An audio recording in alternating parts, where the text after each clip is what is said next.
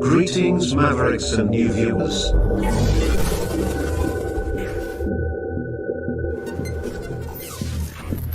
Tonight, direct and live, from the Maverick News Network, World Studios. This is Maverick News with Rick Walker.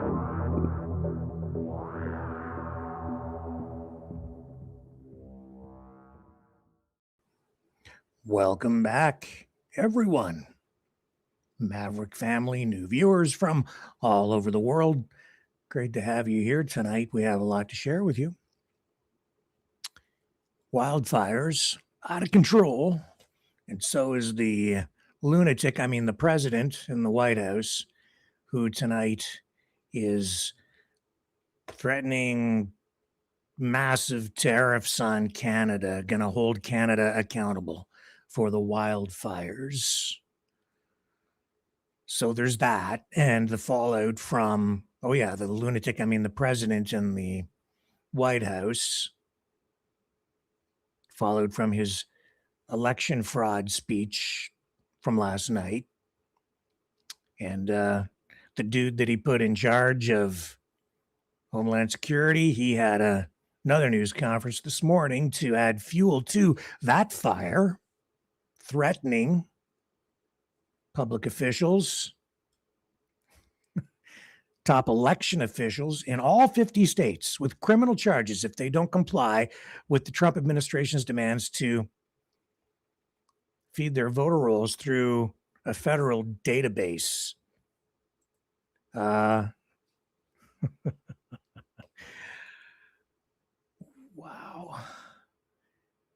I've gone through a bunch of the documents. We'll talk about a bit about it tonight. It is wearing thin with me, honestly. And I'll tell you why through the program tonight. Also, what else do we have?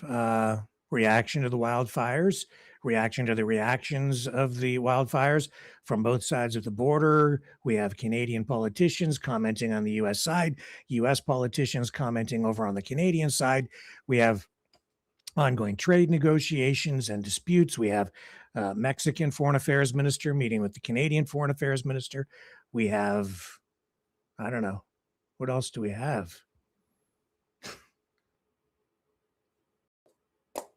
We have a movie at the end of all of the insanity. I am not going to run anything heavy tonight. It is sort of heavy in that it's mentally stimulating, intellectually stimulating, I think, but it's very entertaining and it's a really good film. And I'm not going to tell you what it is. I might get you to guess. I might not. I'm going to keep you guessing on whether I'm going to have you guess or not what the movie is, but it's a good one. It's an oldie, but a really good one, a really goodie. So don't leave. Stick around. I have all kinds of stuff to share with you, even if you hate my guts because you think that I'm some deranged liberal or some deranged fascistic conservative lunatic. I can assure you I'm not. I'm a pretty reasonable guy overall. You might even get to like me before the show is over. But you got to stick around to the end for the punchline.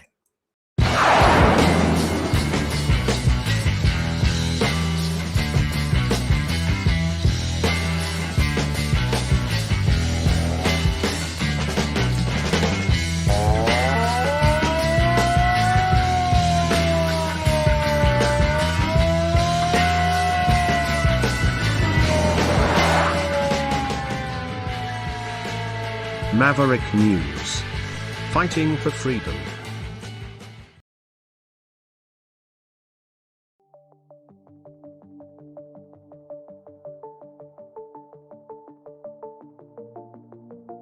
Greetings brave Mavericks. Our quest for truth continues. We go beyond fake news. Together we expose propaganda. Together we pull others out of rabbit holes. We are maverick thinkers. We are all unique individuals, defenders of individual rights and freedoms, credible, trusted, grounded in reality. Maverick News, Maverick News. Defending free speech. Free speech. Donate at freedomreporters.com. Do it now. Tomorrow may be too late. Maverick News. The world is watching.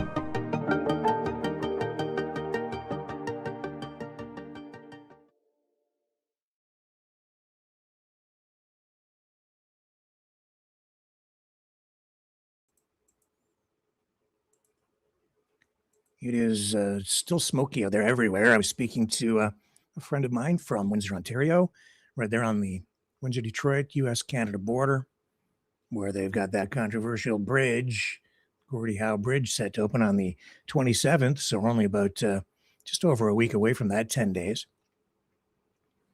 But it's smoky because the smoke does not respect international borders. It just drifts wherever the winds or the jet stream might carry it.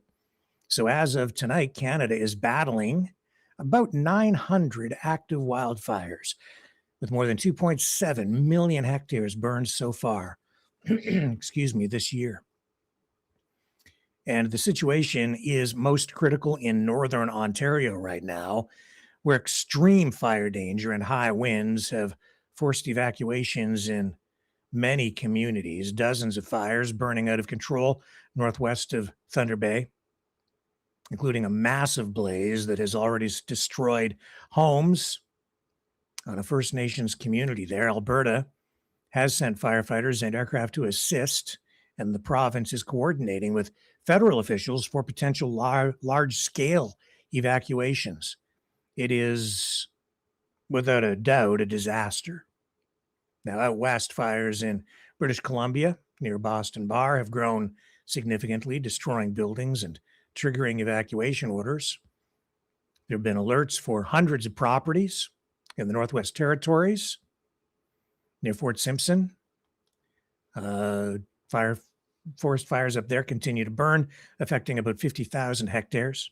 Wildfire smoke blanketing much of eastern Canada and drifting into the northern United States. That has prompted air quality warnings on the U.S. side of the border and in Canada, and health concerns in many, many areas. And that has turned into something of a political game. I'd say game is probably a good one. Right off the top, the thing I think that is of most note is the post by Donald J. Trump. Donnie T.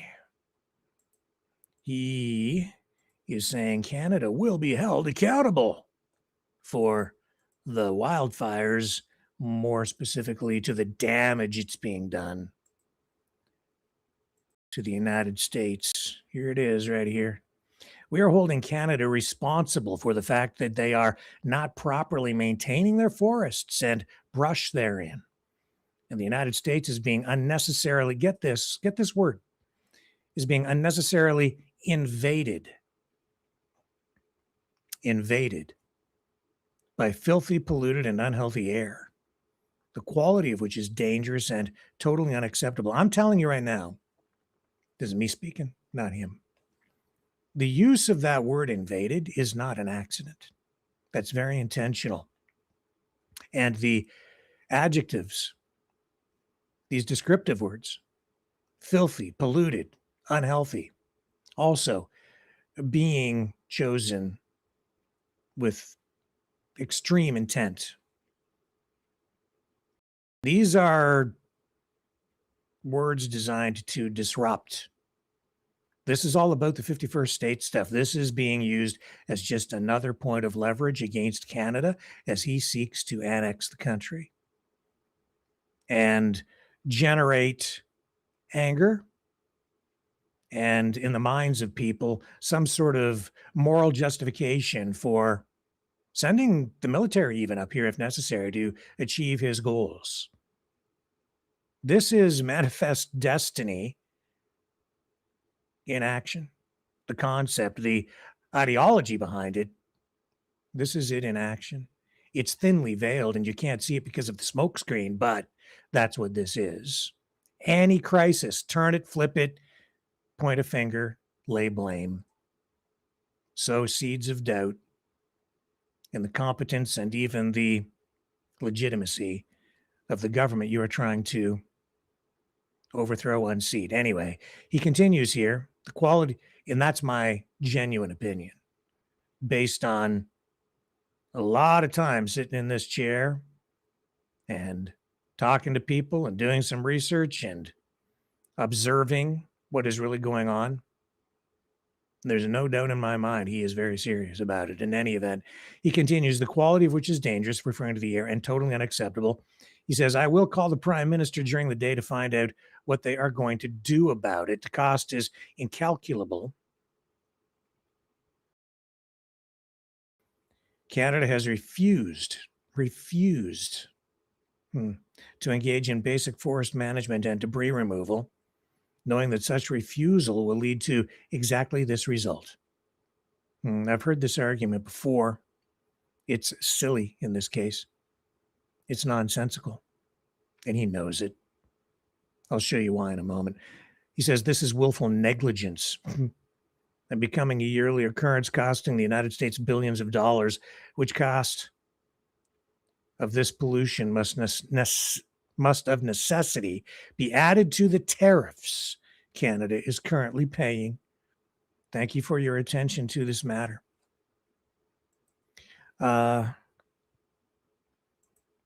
This is, forgive me, stupid.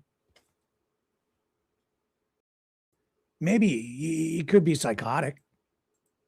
Yeah, that might well be it. He might be certifiably nuts. Kind of dumb, but maybe not. Look, man. Yeah, you do engage, and you must engage in proper forest management in areas around, inhabited areas, communities, towns, villages, cities, where you have forested areas. Yeah, you want to manage those. You want to make sure that underbrush and dead wood is cleared out, minimizing the fire risk and so on. But this is Canada, okay? This is massive. You don't just send some people out there with rakes and start cleaning up weeds. And that's what essentially Trump is getting at here. That's what forest management is about. You go into provincial parks or, maybe even to some degree, Algonquin Park, where you have, delicate ecosystems where you want to do a couple of things, and that's to make sure that the biodiversity of the vegetation. I'm not an expert in the area. I've done stories on it in the past, but I know a little bit, but I'm no expert, but I know that, yeah, you clear out dead wood, and you even have controlled burns in some cases. You set things on fire in a controlled way to clear out some areas so that certain kinds of vegetation can grow back, or to minimize the risk of fire because you're getting rid of material that is easily combustible. But you're talking about the second largest country by land mass in the world. And a lot of the areas involved are sparsely populated, if inhabited at all. It's very difficult to get to some of these places and get airlifted in. It's not like you just call up the fire department, dial 911, and they send a fire truck around, or, just order up one water bomber and put the flames out. A lot of ground to cover, and that's huge money and logistically very, very difficult to manage.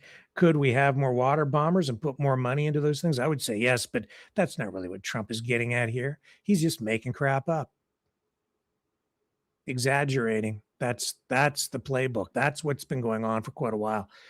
I'm seeing it in the political arena around the world right now. People in the in that camp, that's what they're doing. They're just making stuff up, exaggerating grains of truth, and then this is just Trump being an opportunist, a political opportunist. They put more pressure on Canada again. And U.S. politicians, as we've shown you over the last 2 days, complaining, other politicians chiming in with Trump, or as Ontario's Premier Doug Ford would say, they're chirping. He said instead of chirping, they should be chipping in to help a little bit. As for other elected officials in the U.S., I have to remind the American people, when there was wildfires in California, we had our water bombers on standby. The only reason we couldn't send them because they didn't have the water to get the water bombers filled up. When the hurricanes happened, I think it was last year, down in Georgia, North Carolina, we sent our linemen down there to reconnect. We sent resources, we sent everything. So, a good neighbor, and I truly believe the Americans are good neighbors. If there's some politicians out there chirping away, well, maybe what you should do rather than complain is send support, send help, because we have done the exact same thing for our American friends, and that's what you're supposed to do. As for other... Yeah, and you can always do things better. It's easy to criticize. More damage control on the Canadian side to all these political attacks coming from the U.S. side, as Ford appears on ABC. An update on his province's efforts to fight those wildfires. And he joins me now live from his Emergency Management Center. Doug, good to see you. I know you're busy, and I appreciate you calling in at the last minute here. So bring us up to date on the situation, and are firefighters any closer to getting these fires under control? Well, thank you for having me on, Kira. We're seeing right now 191 active fires encompassing approximately 650,000 hectares. It's moving at a speed we've never seen before, approximately 4 kilometers every single hour. It's moving quickly. When winds pick up, it's burning very, very quickly right now. We have over 100 aircraft in the air, combinations of helicopter water bombers and airplane water bombers as well. I'll give you an idea. Ontario is 1,070,000 square kilometers. So 600,000 square miles. Doug, more than 600, about twice the size. And you're talking about how fast these, fires are moving. I mean, we're seeing wildfire smoke travel thousands of miles into the United States now. I mean, we've got a live shot up, and I know you probably can't see it, but it's what it looks like here in DC. It's what I woke up to this morning. I mean, I had to put lights on in some parts of where I was driving to get into work because of how thick the smoke was. How concerned are you about the growing impact beyond Canada's borders? And what is your message, to those in the United States who are now dealing with this smoke? Well, we need support. If they can send something, I want to give a shout out to Governor Healy from Massachusetts. Incredible person, called up and said, how can I help you? Governor Walz in Minnesota, that they're seeing wildfires as well, that jump from Minnesota into Ontario. Now, a combination of both of them together, they're the second largest wildfire here in Ontario. But this is what neighbors do, and we collaborate. I got a call from Governor Walz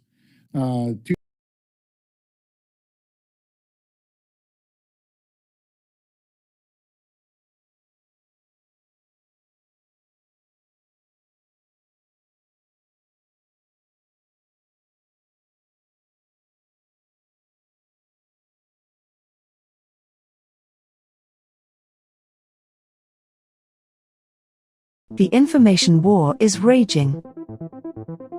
Truth without integrity is worth nothing. Maverick News. Because those who have power and those who seek it must be held accountable.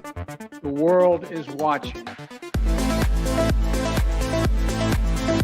Join our family of truth seekers. Donate today and add your voice to the chorus of Maverick Knights. Donate at maverickdonations.com. Truth. Integrity. It's the Maverick way.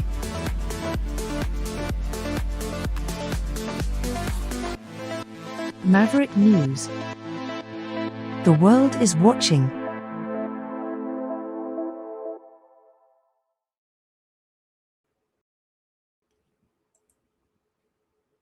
So here, where I live, it's still smoky. It is better today than it was like yesterday.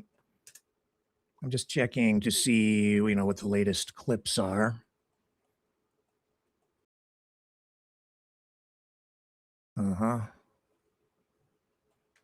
Much of the same kind of images that we've seen for the last few days. Okay, so here's, this is Maryland, I think. Let's show you this from Fox News, the local affiliate there. And yeah, it's, I think this is the worst it's ever been. That is true. No denying that.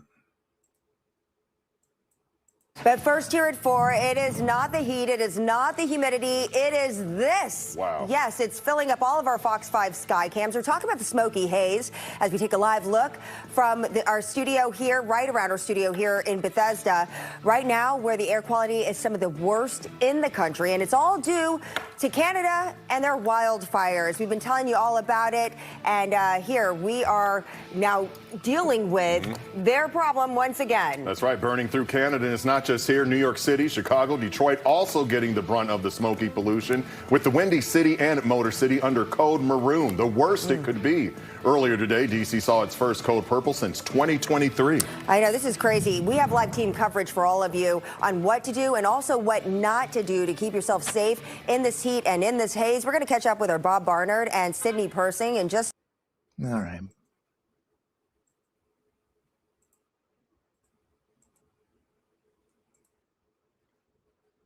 Okay. Yeah, it's unhealthy. No question about that either. So if you are out there, I don't know where to go. There's nowhere to run.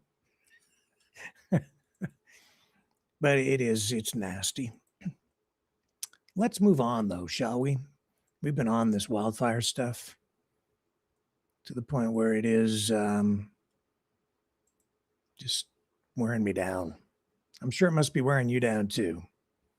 We're going to get through it. I don't know how, but we'll get through it, man. We'll get through it. Well, here's one more clip before we go. This is on,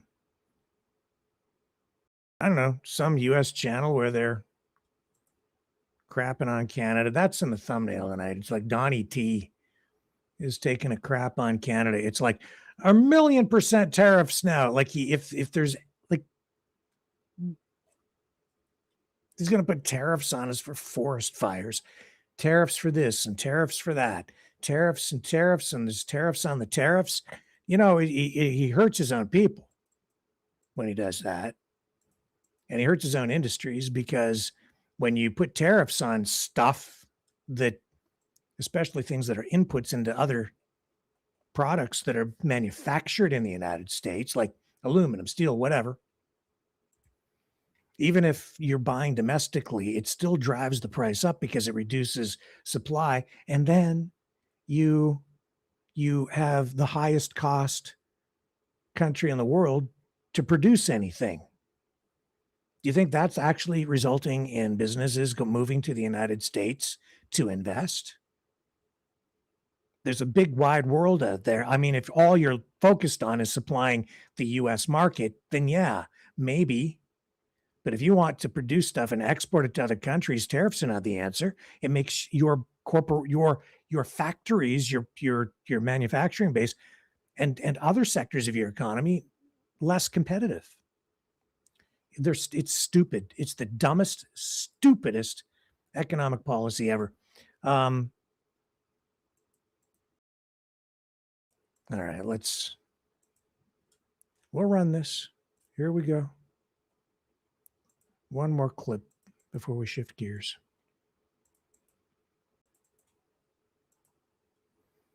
Well, it takes time for these economic policies to shake down and get to where, the effects are really felt. It can take sometimes years, months, if not years, but it's there and it's already happening. He's just lying about it. Yeah, they're just running the graphic of Trump. That's all that they did there. Okay, we've already shown you that. We're already ahead of them. That wasn't actually the report we were supposed to run. But it doesn't matter. You know what's going on. The world's on fire. It's no big deal. It's just the world's on fire tonight. You know.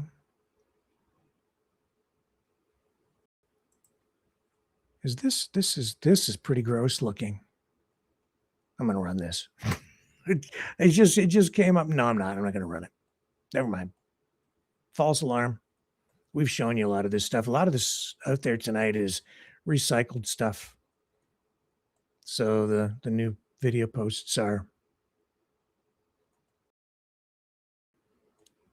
in decline. Yeah, about 900 fires. Okay. It's bad. Now, the fallout from last night's Trump speech on election fraud. I don't know how many of you went and downloaded all the files and started to look at the stuff, but the bottom line is, I have to say that, like, in 2020, it was like, well, in the last election, it did seem like there were a lot of strange things going on, but a lot of it is, in hindsight, the questions surrounding election integrity. There were ideas implanted in people's minds. And while the stories that came out seemed to have some credibility, and that because they appeared to be credible and were being conveyed to us by people in positions sort of authority or of trust, the reality is Trump has never really coughed up the evidence, the smoking gun, to say, there it is. This is what I was talking about. And this includes the first in a series of document dumps that we gained access to last night during and after his speech on election integrity, election fraud, rigging. And after going through this stuff, I have to say, I haven't been able to really find anything in there that is that smoking gun. In fact, quite the contrary. Everything I'm seeing is stuff that's pretty much being released in one way or another before, whether you're talking about the burn bags or it was just a big nothing burger last night. This is what gets me upset, because if you really can't deliver the goods, even as you're sitting there saying that here are all the documents to prove beyond a shadow of a doubt that what I'm telling you is the absolute truth, that's not the case. There are certainly documents in there that touch issues like foreign governments trying to influence the election, China engaging in activities to, affect, influence social media, even some companies. But much of that kind of activity, I don't think it's necessarily even illegal.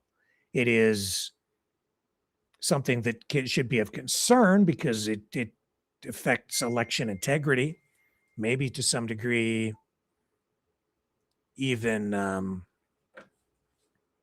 national security, because you want secure elections, but nothing there. There's no proof that I've seen to show that any actual action was taken, even as some vulnerabilities were identified in the election process and election machines and all of this. And the bottom line is we're no further ahead. It's just recycled information and allegations.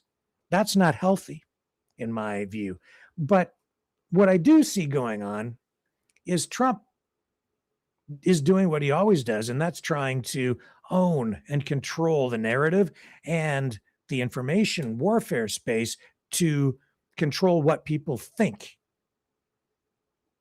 He is releasing documents, and for people within the MAGA base, his staunch supporters, that will be enough.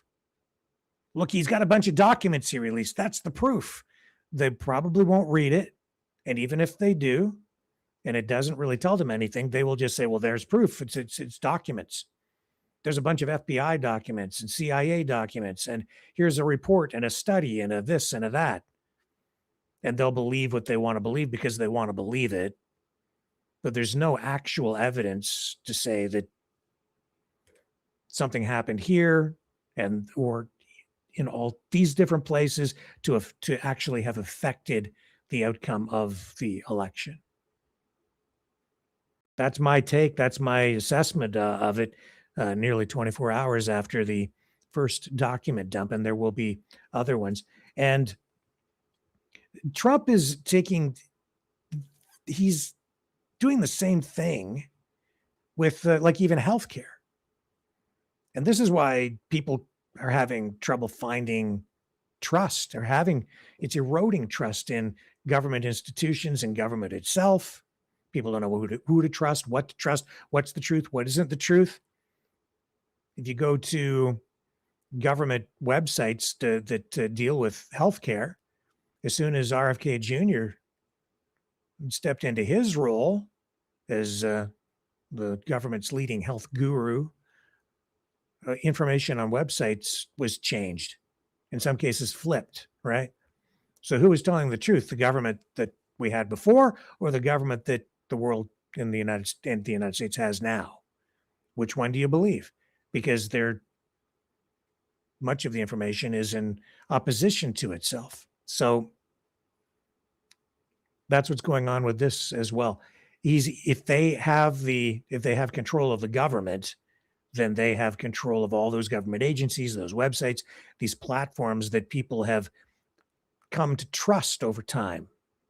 And it doesn't matter if they tell the truth or if they lie. They just put the information out there on a government website with a government logo on it and a signature from a president, and then you're supposed to believe it. And a lot of people will. When he's not president anymore, people won't listen to him as much and they won't put as much weight behind what he says. It's the strangest thing with people. It's something I've always observed, even as a journalist, people always looking to government to solve problems. The economy sucks. The government has to solve it. We've got a problem with the barking dog on 3rd Street. Government has to solve that. I'm not getting enough vitamin C from my oranges. Government has to solve that. And government has a role to play in a lot of these things, but which government do you believe?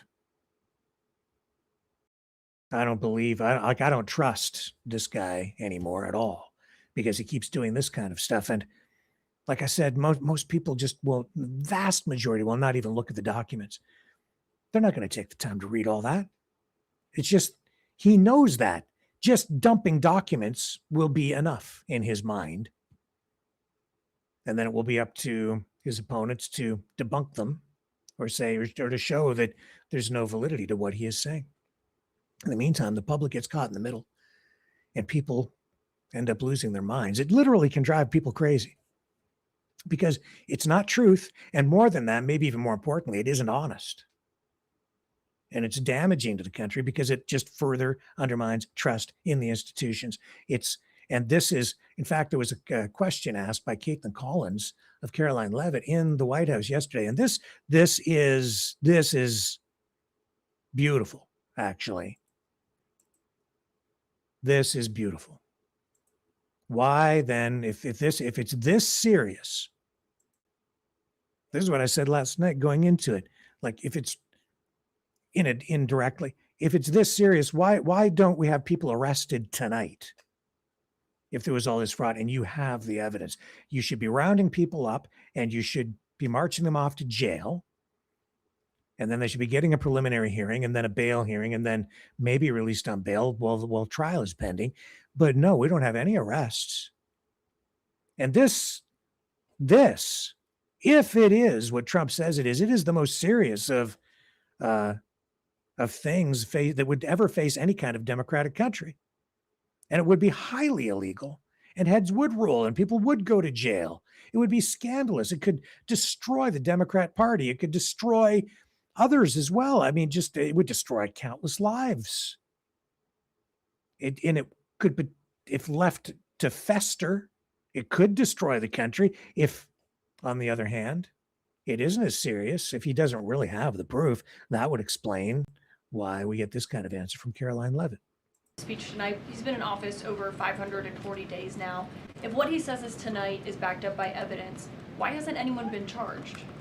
Well, he hasn't revealed it yet. He hasn't declassified the documents yet, and you will see what he says tonight. Not true. Those documents were declassified before the speech, in many cases days and weeks before, because they're all dated. And as soon as he came into possession of them, and they have been in possession of the CIA, the FBI, other government agencies, they've never taken action on any of it. If they are charged with enforcing laws, and they have these documents, which they're now making available to the President of the United States, you would think that they would take action and charge them, because it's not supposed to be something that is political. It's supposed to be a matter of law. And they have not taken any action. They have not arrested anyone on any of this stuff. But these documents compiled, I think, by Trump's political support team, and then compiled into these document dumps, and it's highly political. It's entirely political. It's not just a matter of law. That's why you're not getting arrests, because there's a huge leap to be made from China is trying to influence elections through social media activity and information warfare and propaganda, and actually like controlling election polls and manipulating the ballots and affecting, like, changing outcomes of elections.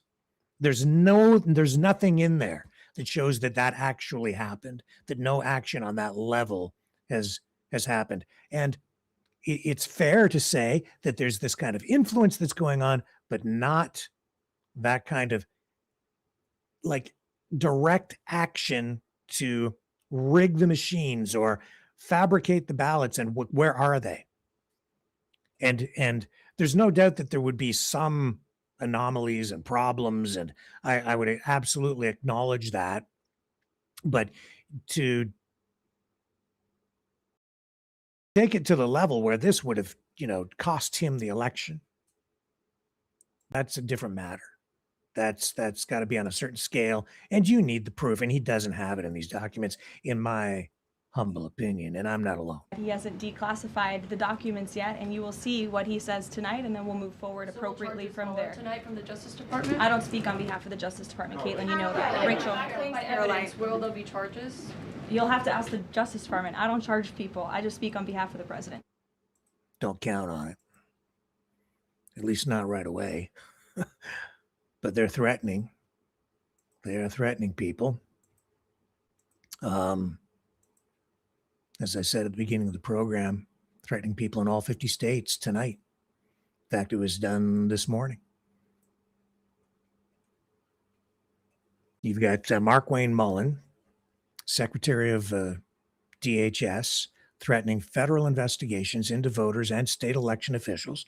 He's threatening them with fines, penalties, and even prison time if these states don't participate in the optional federal SAVE program. Now that's in, I guess it's not quite in alignment with the U.S. Constitution. It's controversial. Really what it is it's Trump and his administration trying to introduce new legislation that would put the thumb on the scale in favor of MAGA when people go to the polls. And that's really I think that's really what's going on here. He's talking about accusations of rigging, and he wants to get this SAVE Act passed. And he wants to get a lot of this stuff done before the midterms and certainly before the next presidential election. And I think he's going to have a hard time getting there. Mark Wayne Mullen, news conference earlier today, follow up on Trump's weird speech last night that it really took us nowhere. I mean, he started off just all the wins that he says he's had, but really he never addressed the core issues for the voters, even in that, that opening segment where he's like talking about different political things like immigration and so on. But no, he's not addressing the core issues for voters, the economy, jobs, inflation, those kinds of things. But Mark Wayne Mullen backing up Trump, they've got something planned. You can see it. This isn't about the law. This isn't about election integrity. This is, I think, quite the opposite. This is using the enforcement tools available to government in a political way. President Trump is correct when he said that election security is national security. And one of the greatest privileges I have is being Secretary of the Department of Homeland, and part of that is that we secure our elections. It surprised me when we first started getting in and digging into the elections, and this isn't about rehashing the 2020 election. This is just exposing what took place and to make sure it never happens again. And there's some really easy steps that can be taken to secure our elections. And it shouldn't be a partisan issue. This should be something that every American, regardless if you're a Republican, you're a Democrat, you're an independent, you're a libertarian, regardless if you live in a blue state or you live in a red state, everybody should know that their vote counts. And we have individuals that are voting that shouldn't be. It cancels out someone that should be. So I want to go through some things in a little bit more depth than what we were able to expose last night, because President Trump, he hit the highlights, and those should be scary for everybody. What we're going to do is dig in just a little bit deeper, and then we'll take some of your questions. So first of all, Department of Homeland Security, we've identified 250,000 non-citizens registered to vote in just 4 states.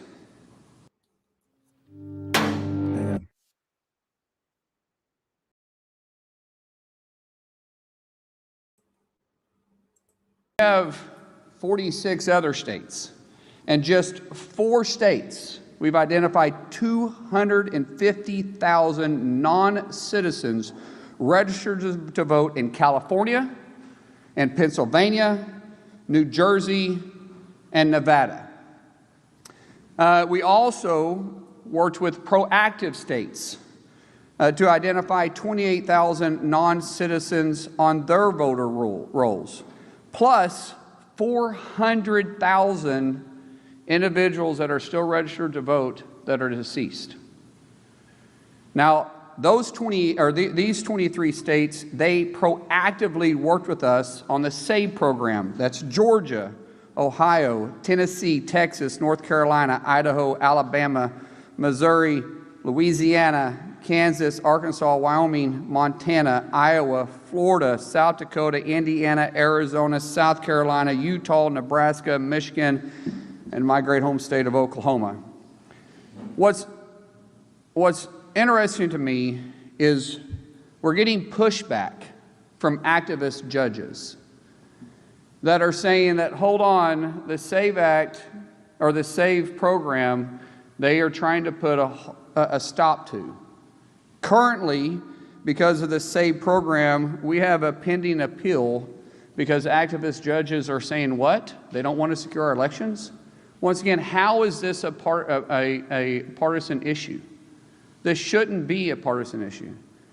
This should be that any judge and any God-fearing individual that loves this country should want to make sure that our elections are secure. And we have created inside DHS the SAVE program that allows states to proactively look at their roles. And so when you have 278,000 individuals that are non-citizens registered to vote,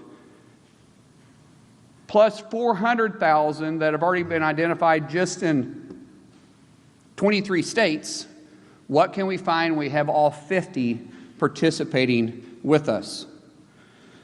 We know, talking about our machines, we know for sure that our foreign adversaries, not our allies, foreign adversaries have parts that are vital pieces in our voting machines. We know that they can access what they consider the key to the back of these machines. We know that they can change voter registration and your vote. We know it's possible. There's not a question. It's not even for debate. One thing that I love about numbers and I love about facts is they don't lie. Except, look, what did he just say? They could. It's possible. He didn't say they did. And Trump stood up there last night and is trying to tell us that the elections were stolen, rigged, and blah, blah, blah. Show me the proof. Those numbers, they're putting a bunch of stats out there. And even with all those numbers, he still can't stand there and say, this happened here. Here are the fraudulent votes that were cast. Here's this or here's that. It's possible, he says, because they've got foreign adversaries have parts in the voting machines. And so they can get into the machines from the back end or whatever he's saying. It's possible. That's not even open for debate. I guess it's possible, maybe, but is it? Then prove that it was done. There's a big difference between they could have maybe done that and they did. No, I'm not buying it. Not just based on what they're releasing at this point. You got to show me the proof. You have to show me the actual evidence, and it is not there. That's not the point of this exercise. The point of this exercise is to just flood the zone with information to sow seeds of doubt, undermine trust, and cause division, cause chaos, cause problems. To what end in the end, I don't know. But they've certainly got something planned. And but I'll tell you this, when I see this kind of stuff, it really makes me, I get worried. Because these are not the actions of a government in charge at the moment that say to me that they're really interested in democracy. This says to me that we have some crazy, psychotic, lunatic, power-hungry madman in the White House surrounded by other power-hungry, lunatic, crazy people who are hell-bent on holding on to power. talking about election integrity and cheating and rigging when that's exactly what they're doing. They're just trying to rig it in their own way while they're in office so that they can get as much of the heavy lifting done in that regard, using some sort of semi-legal or pseudo-legal or just the executive power of the presidency to get what they want done. Keep your eyes on this, man, because this is not the important part. This speech today and the one last night, the important stuff is going to be what's going on from this point on, and whether Trump and his administration are able to use all of this as momentum toward just rigging things in their own way. And I have no doubt that the Democrats do their best too, to rig things the other way. But how far has it gone, and has it really undermined election integrity? It just comes down to, as I say, show me the proof, and it ain't there. It's just not there. Not in this. Maybe in these upcoming document dumps, there will be more. But as it stands here tonight, I'm still not convinced. I'm skeptical of it all. That's my job. I'm not going to say, yeah, I'm behind Trump. This is a loyalty test for a lot of these people who follow Trump. It's a loyalty test for them. You have to repeat the talking points to prove your loyalty, even when there is no absolute proof. It's not about proof. It's a matter of faith and loyalty and mind control. Oh, yeah.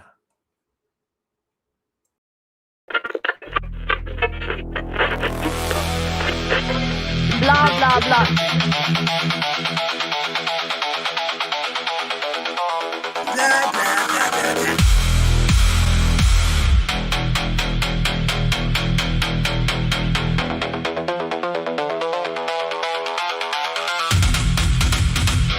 Blah, blah, blah.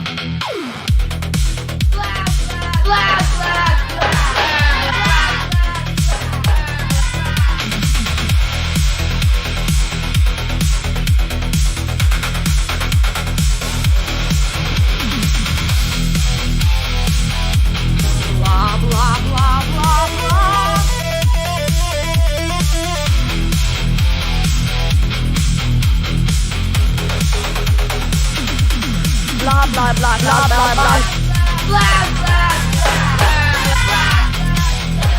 Blah, blah, blah. Blah, blah, blah. Blah, blah, blah. Blah, blah, blah.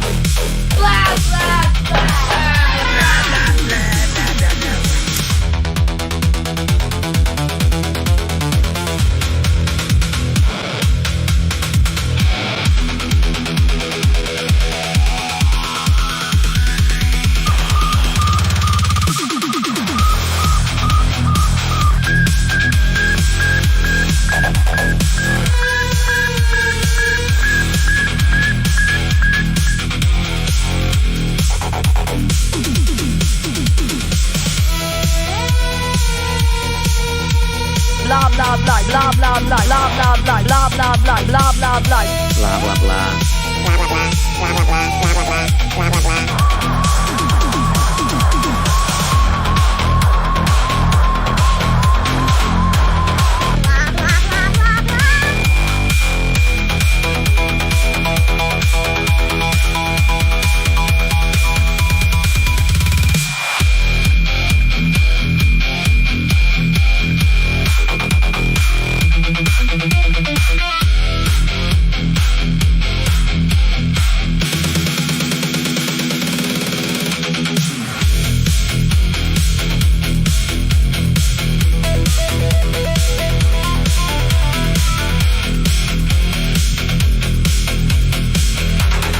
Blah, blah, blah.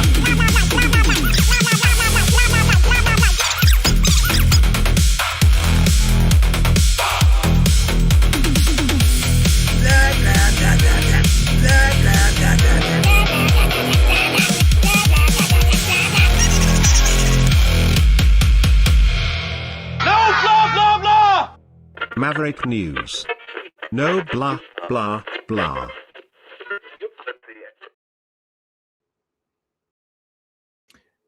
Pat King, Freedom Convoy protester. Looks like he's going to jail. Ontario Court of Appeal has found King guilty of intimidation. They've ordered a new sentencing hearing. He was charged with quite a number of offenses for his role in the Freedom Convoy.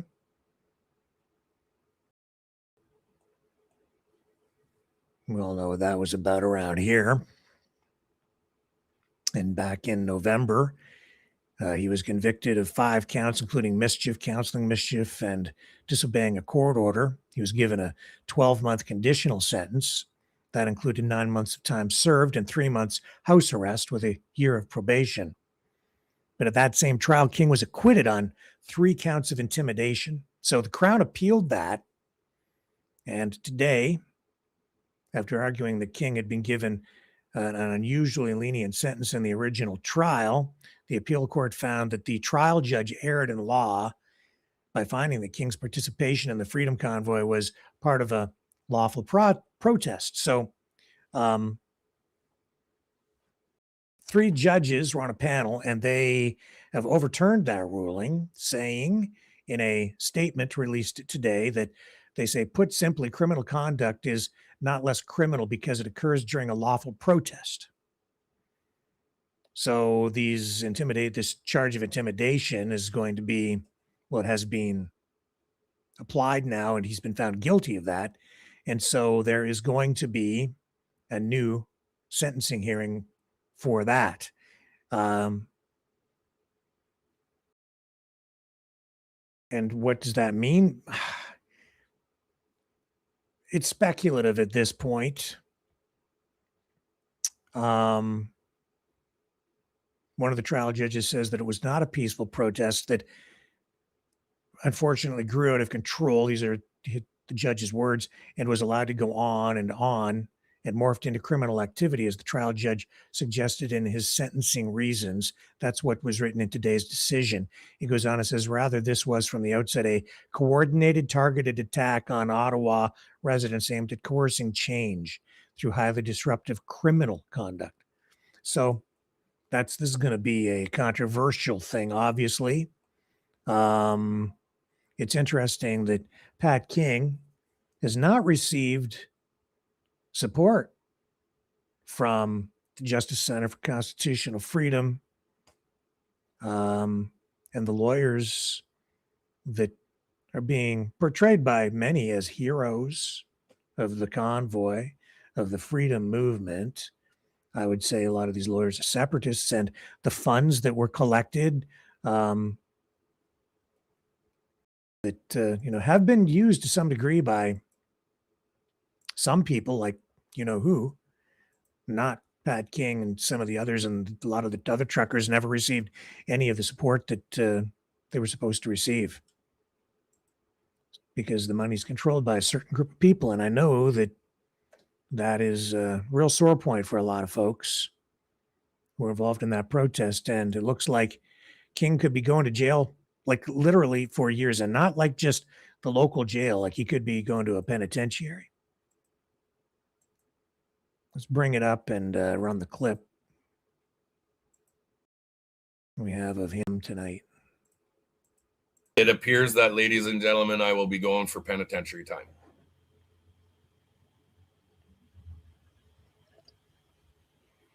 Could be 2 years plus a day, or it could be 5 years.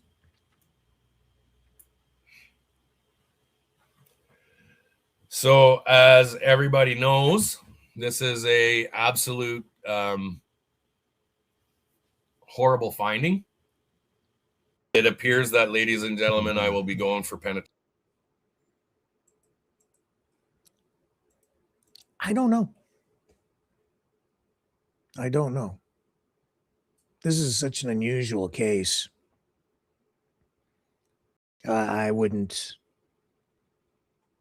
predict what the sentence might end up being. Wouldn't predict. I seriously doubt they'll put him away for 5 years. And even if he does go to jail, he'll get out earlier than the the allotted time. Mark my words.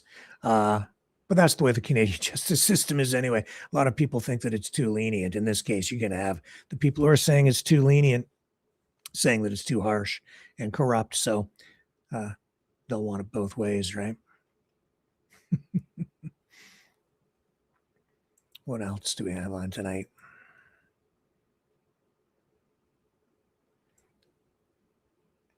Here's a clip of Mark Wayne Mullen that we didn't get to that I think might further illustrate the point that I'm making, that this is very much a political thing. I will tell you, if the states that choose not to participate with the state program and they choose not to participate in securing the elections, we will make sure that we make those states a priority to look at who voted in their states and hold then the election officials accountable. If the election officials, once we gave them the information they need to secure their elections, and they chose not to, then those individuals can also be held accountable by fines, by penalties, and even, depending on how far it goes, prison time. I will tell you. See? You're going to do it Trump's way, or you'll never get on a highway, except you're just going to go, not pass go straight to prison, or get fined out the wazoo. That's a threat. And this is, in my view, it's very, very political. Just saying.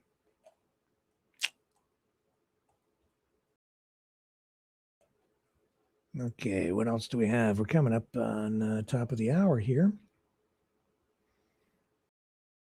And the thing is, I think Trump is missing the mark here. I think the people around him, in terms of political strategy, I don't think I don't think this is resonating with people the way that it was at one time. I don't think election fraud is one of the top election issues. I think as you look at the polling, and when they're asking people what are their main concerns, it comes down to kitchen table issues. It is inflation, it's jobs, it's the economy. Those are the things that people are most concerned about right now, because Trump's economic policies really honestly are resulting in inflation. And that's costing people at the grocery store, and it's a lot of pain at the pumps when they're going to gas up their cars and their big pickup trucks, which, Trump wants everybody out there driving around. And a lot of Americans want to buy those things, but it costs a hell of a lot of money to fill those up. That's where the pain is. And that's, I think, one of the main reasons they're going to get their butts kicked in the midterms, because he's running around talking about this election stuff. And I think people are just tired of hearing about it. It's in the past, man, and you can't change the past. Of course, you want to make sure that the elections are secure moving forward. And a lot of those things, yeah, I'm totally okay with, making sure that this is secure, that's secure, and that only eligible voters are eligible to vote, and that there are proper people around the voter rolls and this and that. But, when they're citing these numbers, like so many deceased people on the voters rolls and stuff like that, a lot of that stuff is a misdirection, because just like when Elon Musk went in and was dealing with, who is on like basically the welfare rules, right? To get government assistance checks, they were finding a lot of deceased people in the database as well, like a lot. But the reality is they weren't for the most part, they weren't receiving checks. Nothing was going out. They were just dead people who were still listed. So again, there's a difference between having names in the system that are not valid or out of date, just maybe because they haven't been purged, and saying that those same people, those same names were actually involved in something fraudulent. We know that sometimes that kind of thing has happened, no question about it. But on the scale necessary to tip the scales, no. So as I say, Maverick Midnight Matinee coming up, and I just received a message from Ian, and no, Ian, not tonight. We're not going to do it tonight. What we were talking about yesterday I want to make sure you've got time to prepare for it. I want to make sure I have time to prepare for it. So we're not going to rush it. So we don't have to do that tonight. That's going to be another thing, and we'll do that another night in the days ahead. So Ian and I have something in particular that we've been working on that I'm not going to tell you about. That's going to be a surprise too. Okay, do you want to guess? Do you want to guess what tonight's movie is going to be? Okay, first clue. It's not a movie that is. It's not a science fiction movie, and we run a lot of those, so you can just take all those things out. That's your first clue. I'll have more clues as we progress through the broadcast tonight. I'm going to make them up as I go along. Yeah. What's going on in the Middle East? Well, over the past 24 hours, we've had reports that the Strait of Hormuz is still volatile, of course, with Iran's Revolutionary Guard still apparently in control. I guess they've seized several tankers attempting unauthorized passage, according to them, and claims of explosions involving 2 oil tankers after they reportedly hit mines, and traffic through the strait is still disrupted.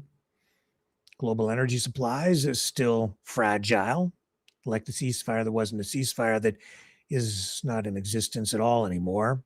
So all this comes amid this ongoing cycle of strikes between the U.S. and Iran that flared again over the past, well, especially the past week.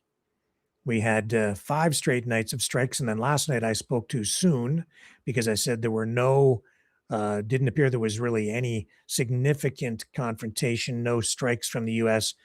last night, entering night 6. And then after the broadcast, indeed, there were some strikes. So it was 6 straight nights. So far, over 170 targets in the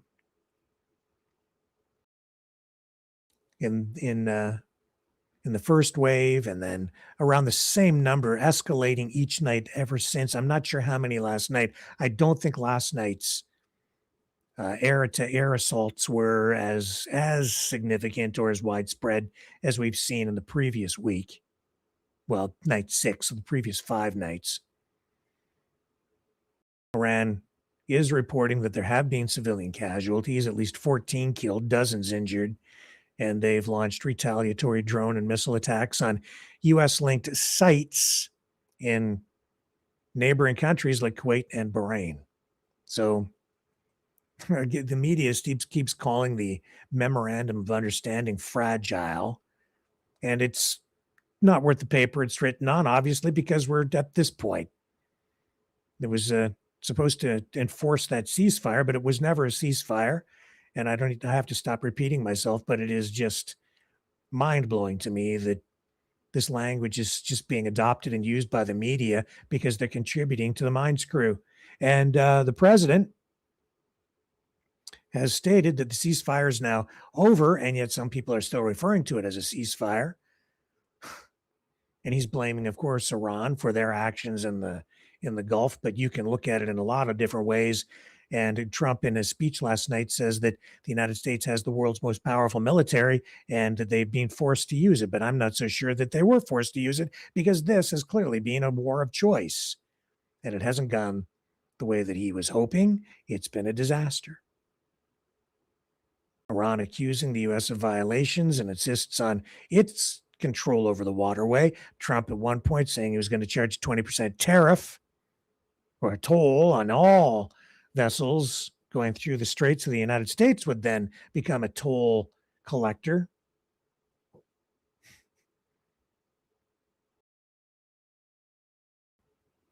And then he's backed away from that, and they're going to try and convince other countries in the Gulf to pay the United States for keeping the straits safe. Doesn't seem too safe tonight. No major breakthroughs in negotiations. As of tonight, Israel has signaled readiness to re-engage if needed, while the UN has called for an end to the tit-for-tat violence and a return to diplomacy. That ain't going to happen. And oil prices still up well over $80 a barrel now. I won't show you the website tonight. We've been doing that every night. It's the same old, same old. It's the new normal. In Ukraine, intense fighting continuing along the Eastern Front. Ukraine's general staff reporting nearly 250 combat clashes in the past day alone. I mean, that is a bloody, bloody, deadly war. So many unnecessary deaths, so many people being killed. Russian, Ukrainian soldiers, civilians. Russian forces concentrating their main efforts on Pokrovsk, Slovyansk, and I'll try to pronounce this name correctly tonight again.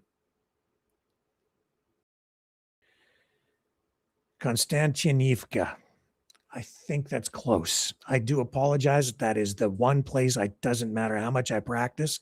I can't seem to get my lips around it or my tongue. In any event, this is in the Donetsk Oblast. Key strategic points. It's been a strategic location of extreme conflict and urban warfare now for many weeks. Ukrainian defenders repelling multiple assaults there, but Russian troops maintaining intense pressure with glide bombs, artillery, small group attacks, urban warfare. It's really bad up there. And Russian strikes killed at least 4 people, wounded dozens more across Ukraine in just the past 24 hours alone. In Kharkiv, 1 civilian died and 8 were injured in an evening attack, and missile and drone barrages also hit Odessa with 2 confirmed dead, and the injury toll rising. Air defenses intercepting most threats, but ballistic missiles, an extreme vulnerability. Ukraine has depleted its stockpile of Patriot missiles. Now it's going to take some time for them to ramp up production under license from the United States to bring those back into play, but they've got that happening. It's amazing to me that either side is able to sustain this war in the way that they have. So there's intense pressure on both sides, and it is a war of attrition and stamina. On the Ukrainian side, long-range drone strikes continue to target Russian oil infrastructure, as we've seen, and they're going after that shadow fleet in the Sea of Azov, and beyond that, aiming to disrupt fuel supplies for Moscow's war machine. And they have had significant success on that, with many hits on tankers and refineries in recent days. It is amazing how they've used drone warfare at sea to attack a navy when they have no navy of their own. Russia is reporting daily losses of around 1,300 to 1,400 troops, according to Ukrainian tallies, bringing the total estimated Russian casualties since this full-scale invasion began to over 1.4 million soldiers. 1.4 million people dead on the Russian side alone. And Zelensky and Western leaders pushing for stronger air defenses, including potential overseas production of Patriot systems in Ukraine and maybe in other countries as well. All of this following those recent talks where Trump said, yes, we're going to give you permission to build these things under license. His position on this seems to have changed somewhat in recent weeks. I think as he's seeing that Ukraine does have some cards to play, and that this is not going to end anytime soon, and that Vladimir Putin is not really playing ball because he's not going to give up either. And I think for political reasons, he can't. So we're now into the 5th year of this war. Still no signs of slowing down tonight. It's gross, it's tragic, it's awful. It is honestly disgusting. Politics, ideology. They have this conference going on political terrorism, specifically targeting far left political terrorism. Told you about this coming up. I told you yesterday about it. And today, Scott Bessent got, I guess, upset with the media at this event. I guess he's accusing the media of denying the existence of left-wing terrorism and left-wing political activism, terror groups, as they're now classifying them. And this is a conference, really, I think, again, it's part of a conditioning exercise, as I've been saying. You've got the election integrity issue, the election fraud, rigging. Trump wants you to believe in that. Is it true or not? Who the hell knows? There's no way to know anything anymore. Then they've got the healthcare stuff. They've flipped that totally around the other way. So which side do you believe? And now they've got the government stance on this. And this is also a reframing of the political arguments and the political battle, because you've got Trump MAGA in office now, right-wing political control, and they're targeting left-wing activists, socialists, labeling these political activists as communists and terrorists. Is it justified? You'll have to decide, but media questioning that. And Scott Bessent got a little hot under the collar. Apparently, I haven't seen the clip, but I'm eager to see it now. But I'm going to remind everyone in this room and all the media that I was the subject of an assassination attempt February 2024 by an addled left-wing activist 2 hours after being sworn into my job. So any of you who want to report that this is a fiction and does not exist, be there for the sentencing this August. So good morning. Thank you, Secretary Rubio, for convening this meeting. But I'm going to remind everyone. So there you go. And I guess he didn't stick around. I guess he kind of hightailed it out of there. Now, Rubio, kind of the keynote here in all of this today, and or during this conference anyway. And I took note of what he said. Maybe I'm just so immersed in politics right now that I'm peeling back layers in ways that I never have before. But the rhetoric that I'm hearing here from Rubio in this clip that I'm about to run, it's very much conservative cliches. But in light of all of the activities and the political assaults that Trump has engaged in internationally, geopolitically, since coming back into office for the second time, I'm viewing this in a different way, through a different lens. What I'm hearing from Rubio here is a very aggressive tone that basically is saying the United States gets to do whatever the hell it wants. International law be damned. And the way that he speaks of communists, I find a little bit disturbing, because while, I think any kind of authoritarian communism is dangerous, and I'm absolutely 1,000,000% opposed to it, or any kind of authoritarian government, period. The way he's framing this, it's like painting a lot of different people and a lot of different groups like socialists with just a communist brush. I'll maybe pause it as I run the clips tonight on this, or run this clip tonight.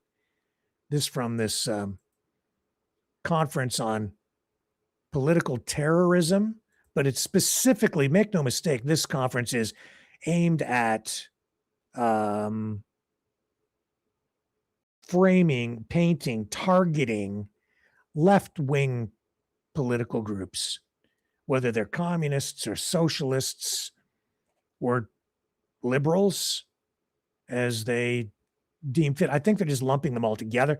I'm going to run the clip. I just listen to it very carefully. This concerned me. This is a distinctive and unique evil. It has always been driven by a hatred, above all else, a hatred for civilization itself.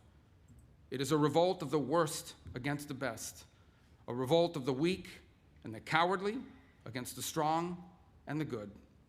It is perpetrated by those who cannot build, who cannot create, who cannot achieve great things, and take their revenge upon the world for their own inadequacy.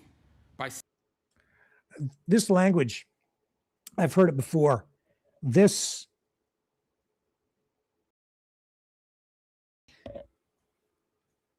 he's saying that it's a war between the weak and the strong.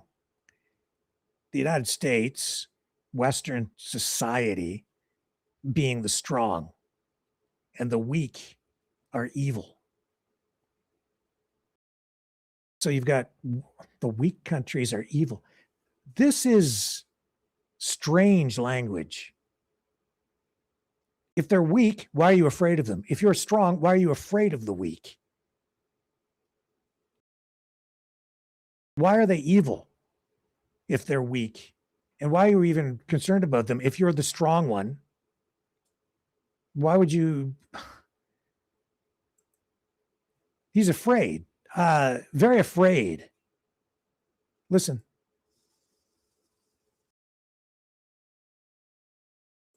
He's saying they can't achieve anything, so they're trying to destroy those who can achieve things. But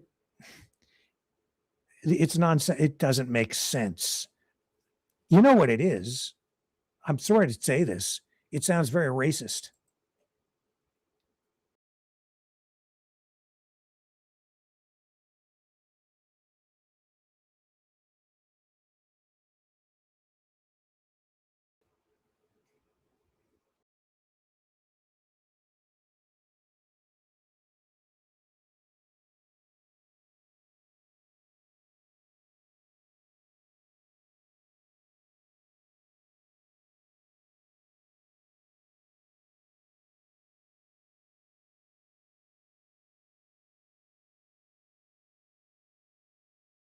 Whoa. Were you seeing that? I don't know if maybe I didn't have the clip up. I'm going to run it again in case you missed it. Maybe I didn't have it up. And take their revenge upon the world for their own inadequacy by seeking to destroy those who can. This is what radical leftism is. It may wear various different slogans and ideologies across place and time. They can call themselves anti-capitalist or anti-imperialist or communist or anarchist or Marxist, but the fundamental character is always the same.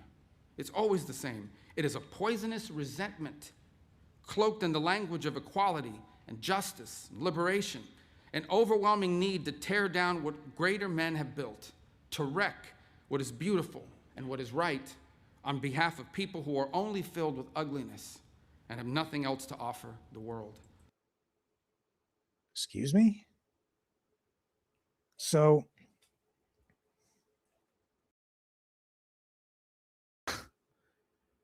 it's always the same. It is a poisonous resentment cloaked in the language of equality. Equality. I think they even talk about that in the U.S. Constitution.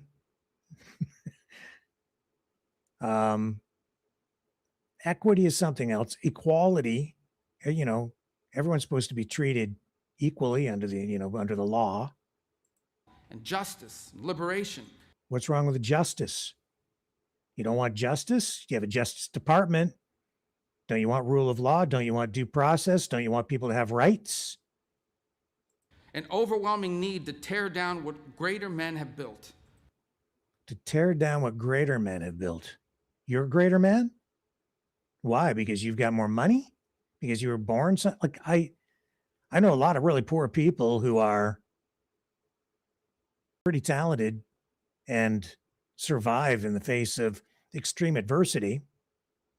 And he's talking about tearing things down. And I know they've got a blockade right now around Cuba, a country that if they'd left them alone, they'd be, functioning okay today. But the country is on the verge of collapse if it hasn't collapsed already. And you're not hearing about it in the media very much right now. But I know this guy is integral in the campaign to invade that country and engage, you drag the United States into some kind of a strange war with Cuba, a country that apparently is very weak, therefore not really much of a threat to the United States. This defies logic. Now, I'm not a communist, but I'm also not in favor of going to war with people just because you're stronger than they are. I'm not in favor of killing people just because you have the ability, the power to do it with immunity. Just blow people up. No due process, no rules. Oh. Huh. To wreck what is beautiful and what is right on behalf of people who are only filled with ugliness. Wreck what is beautiful. What was that again? Wreck. Who are only filled with ugliness and have nothing else to offer. Beautiful and what is right. What's beautiful and right. And according to whom? And again, why? Why is what you have beautiful? Because you had more money or big corporations to build something. Honestly, what is he talking about here, really? What's beautiful and right? We're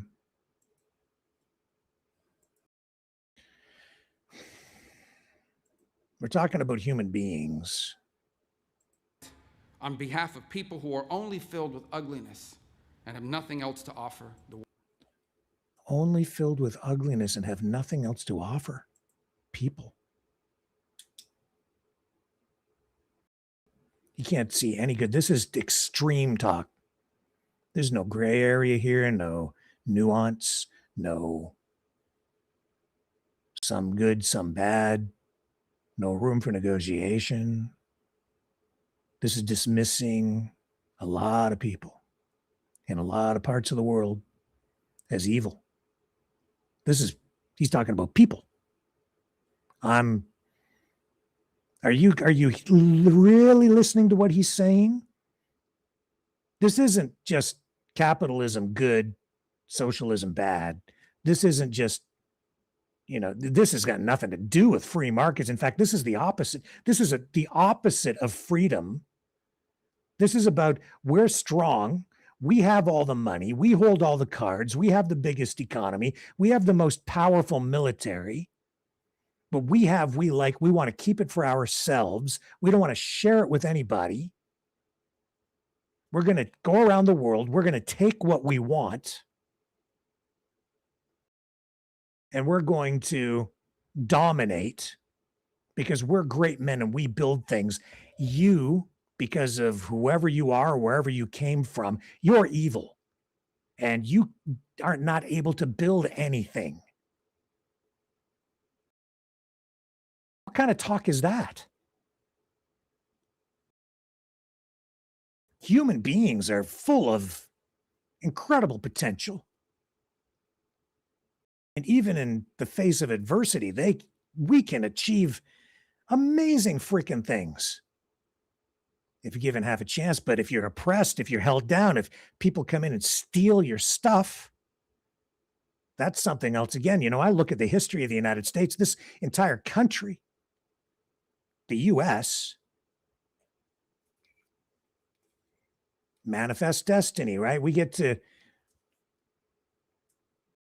the concept of free expansion. Yeah, and freedom. Freedom for whom? Texas, the creation of Texas, when it became an independent country for a short time, and then later part of the United States. What was Texas? Why was it even created? Because you had Texians moving into the area who, and maybe you don't know the history, settlers from the U.S. moving into the area with the blessing of the Mexican government at the time, come on in because they wanted to have something of a defense against the indigenous populations there as they were settling the land.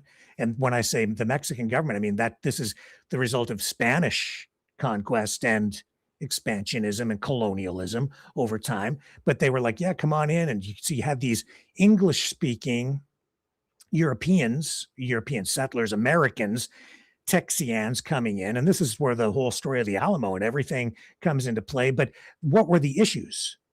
They didn't want to pay their taxes, and they wanted to keep slaves. So they went to war over those issues, essentially. And that's why Texas was even created, because they wanted to have slaves and they didn't want to pay their damn taxes. Kind of the same issues, more about the taxation side with the United States, the creation of the whole U.S. country. We don't want to pay our taxes. Screw you, King. We're going to dump the tea in the harbor. And it's a lie, because after all that was done, are you paying taxes today? And in fact, after all of that went down, and after 1776, Americans ended up paying more in taxes. Oh, it was, of course, they have their representation, right? But represented by whom? Now you have a bunch of oligarchs sitting around a table with the president and pulling strings and treating him like a puppet, I guess, and vice versa. And then Rubio sitting here still talking in these same kinds of terms and languages all these years later, regurgitating this stuff. And I'm thinking back to not very long ago, pre-Trump, Rubio becoming Secretary of State and wearing all these other hats. It's like his tone has changed.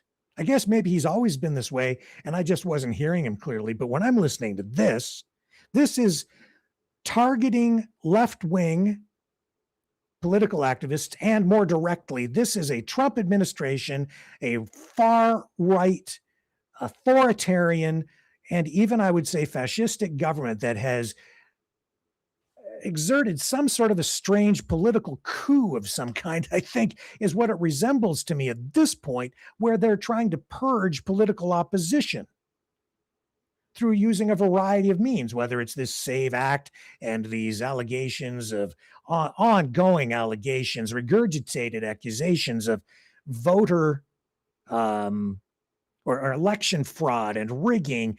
And now this conference here really designed to, this is about targeting political opponents. That's what they've been doing since they came back into office. And it's really with a new group of people around Trump who are far more extreme than what we had in Trump 1.0. This is a plan to go after political opponents, label them as domestic terrorists even, which I guess to some degree the other side did to them, because you've got too much extremism all the way around and everybody wants to throw everybody else in jail now. This is not a properly functioning democracy at all. And then some people want to join this. Trump saying yesterday that the election system is worse than what they have in a third world country. He ought to know. He's the one trying to rig it right now. Rubio's kind of helping him here in an inadvertent way, but maybe not directly on rigging the elections, but they're trying to rig the legal system in order to frame their political opponents as terrorists. Is that maybe what's going on up here in Canada with Pat King? Maybe, but I'll tell you this, the Canadian government, a hell of a lot more lenient with separatists and people trying to undermine the country, break it up, split it up, destroy Canada, and even with these big political protests. Pat King's been going through the court system for years, and you could say, well, they're using that as lawfare against him. But no, I think it's an actual bona fide process. And I think what you're going to find is when he actually goes for sentencing, they'll be fairly lenient on him compared to what you were going to be getting in the United States, where they've just thrown due process right out the window, and they're taking people right off the streets, and you're not hearing about it very much anymore because they're kind of hiding it or pushing it to the back burner because it isn't popular. People don't want to see what's really going on. They just don't want to think about about it happening, even though they voted for it and they're supporting it. A lot of people, they don't really want to see it because it's just a little too unpalatable, a little too hard to digest. It's making them feel a little uncomfortable. I don't want to think about it. Just get rid of those people. And they throw them into prisons down in El Salvador. In some cases, potentially for life. There's something very dark and sinister and evil about this government. What he's talking about here, and I get it, okay? Like I get that socialism can have a dark underbelly and a negative side for sure when it goes too far, but a little bit is not communism. Controlled socialism and not communism. And in fact, his whole government, this whole Trump administration is to some degree about socialism. Not to some degree. It is socialism. It's a national socialism. Did I say that? Yes, I did. Where have we heard that? It's National Socialism, and it's a controlled economy. There's nothing free market about this Trump economy. There's nothing free market about heavy duty tariffs like this. I mean, some tariffs targeted, I can kind of get it. They're using them strategically to achieve a particular, maybe national security objective or some other goal that isn't just purely economic. There may be other elements or reasons to use tariffs. But for this to be going on, massive worldwide tariff war targeting Canada, targeting Mexico. Today, the foreign affairs minister from Mexico visiting Anita Anand, and our two countries, Mexico, Canada, look like we're getting along pretty well, being very respectful, carving out some new agreements on trade right there. But Trump going after both countries, dividing us all, trying to deal with this individually instead of as, a trading bloc, so that we all kind of coordinate and collaborate and try to do things through collaboration that would be mutually beneficial between all the countries. And even tonight, I know that the Trump administration is going after Mexico for the same thing they're going after Canada for, which is these electric Chinese vehicles, which is just a big pile of caca on like all the reasons they're spinning up to oppose these cars from coming into the economy. You know why? It's because they can't compete. So they're trying to put in place tariff and non-tariff barriers against Chinese electric vehicles because they're coming into the marketplace. And if they come in en masse, if they just opened the market to the Chinese vehicles, you and I would be paying probably half the price for a new vehicle. And the Trump administration can't have it. The auto industry in North America can't have it because it costs so much money to produce here because of tariffs, because of high taxes, because of the military industrial complex that, keeps picking money out of your pocket. And that all has to be sustained. They've got a $30 trillion debt now on the US side alone. I'm concerned about what is ultimately going to happen to Canada. I mean, it can be actually a good thing for your economy if you're producing weapons and selling them to other countries. But I don't like the idea of supporting your economy by producing a product that has only really one singular purpose. It's okay, I suppose, if you use it for defensive purposes, but if you go around just killing people or using it to take things from people, which is called stealing, I'm not cool with that. And I don't want my country to become that. And the problem with great power, the acquisition of great power, the production of great power, is that at some point somebody comes along and sometimes they actually want to use it.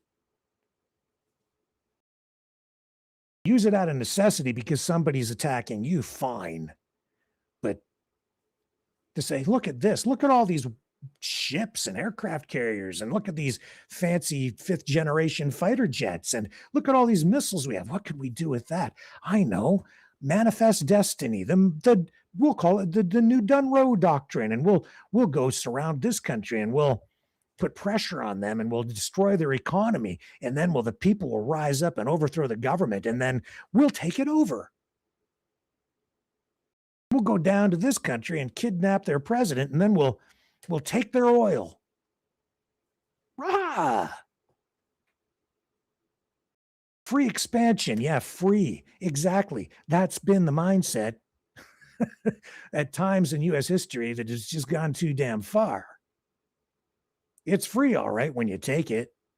And when you have a massive military, and this is what happened in World War II, this is why largely Germany went to war. It's because they rejuvenated, they resuscitated their economy after the Versailles Treaty and the sanctions and the reparations that were demanded of the country after World War I. They were impoverished, and so they came up with a scheme through MIFO bills to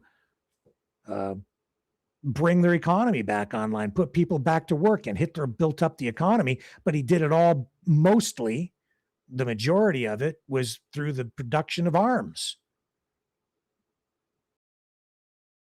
At a certain point, they had to pay people back. And then what did he do?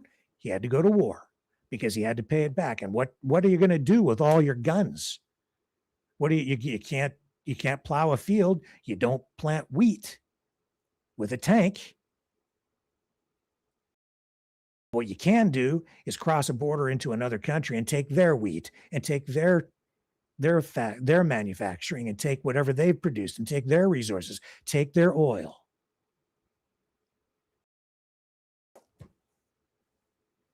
If you can't see that this is going on, then you're just freaking blind or you are indoctrinated. And so when Trump is screaming about putting tariffs on Canada because of the forest fires and the smoke drifting across the border, I have to wonder, how did these fires actually start and why did they start? And I don't mean to be a conspiracy theorist, but you start, I can't prove anything. I don't know. I'm just speculating. And that's honest. That's just me being honest. But regardless of how they started, I can see that there are political reasons why he might be saying that. And I've already told you what those are. To further destabilize, put more pressure on Canada. He's going to hold Canada accountable. Yeah, Canada's going to have to pay a price for that. Ooh, what kind of price are we going to have to pay, Donnie? A bigger price than we've paid on the Gordie Howe Bridge and a bigger price than we've paid on all the tariffs that you've imposed so far? How many more tariffs can you impose on us? Do you really mean it this time? Is it an on-again, off-again thing? Yeah, it's like anything. Well, they've got massive flooding going on right now down in Texas, and I can turn around and say the exact same thing. They didn't maintain their drainage properly. They didn't properly prepare. They're not treating their people properly. Maybe we have to go down there and invade them because, they're abusing their people and they haven't taken care of their people properly. And look what happened out in California. And yeah, you're blaming the governor there, Gavin Newsom. But no, I think maybe it's more than that. Maybe there's something else going on there. Maybe we need to intervene to save the people of the United States from the crazy things going on down there. Of course, we're not going to do that. And I'm just throwing that out there. I'm just saying you can take these arguments and flip them upside down and use them back the other way too. But we don't do that. One, because we don't have nuclear weapons and we don't want to be invaded. So we watch what we say. I'm rambling, but not. A lot of truth in there. Maybe saying too much, because I know a lot of you don't want to hear that. Yeah, I don't think you're hearing it quite this way anyplace else, are you? Not really. Tough pill for me to swallow too. I love the United States. I love the country. But there's more than one America, because you have different political groups. And even within MAGA and the populist movement down there, you've got different elements. And right now you have a pretty extreme arm of MAGA that is in control. And they're on the march. They want it all. They're not joking. Still have at least a couple of years of this.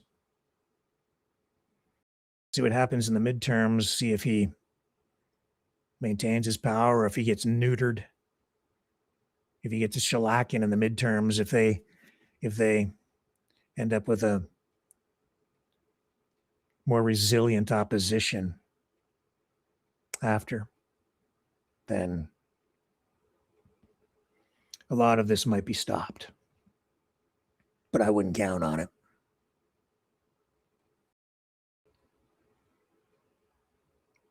It's worrisome because the thing that worries me the most is the potential for real conflict and potentially war and death, and I don't want to see any of that. But it's right there on our doorstep. All this rhetoric, all this talk of this political group is a terrorist group and that's a terrorist group. And then you see what's going on in the Canadian courts and these court cases and the separatism. It's all connected. You see the U.S. influence up here. And yeah, the Chinese, the Russians, every country's involved, but you see it very directly, don't you? Yeah, you do. especially if you've been sitting here with me every night. Damn right. People say, wake up. Well, there's what you need to wake up to. That's the reality. That's the thing that's the quiet part you really can't say out loud, because if you do, it'll spark a real reaction from the other side of the border. You're not allowed to say it. We can't say it. The politicians can't say it. It's spoken, but just not in straight up plain language, not straight up. You see it happening in the courts. You see it happening with the sentences being handed down and the appeals. Why is this guy going to jail? Why is that guy going to jail? Oh, it's mischief. Is it just mischief, or is it something more? What are these people talking about? Separatism, Canada's not a real country. Yes, it is. Canada's more of a real country than the United States by far. By far. The United States is something that some people made up because they didn't want to pay taxes. So it's this hybrid republic. They say they don't want a king, but what do you have in the White House right now? A guy who rules like a king with a Sharpie. He's not accountable to anybody. Practically, he's supposed to be, but he isn't. The checks and balances have never really worked. They want an exemption from everything on the international stage, geopolitically. Veto power at the UN. They're not held accountable by the ICC, the International Criminal Court, the International Court of Justice. They just do what they want. How many U.S. presidents are wanted for war crimes? Is that justified? I don't know. I know that it's a very difficult thing, right? Presidents have immunity. They literally can stand in the middle of the street and shoot somebody and get away with it because they're exempt. When Nixon said it's not illegal when the president does it, he meant it, and to some degree it's true. More true now than it was then. Just depends on who you kill and where you kill them.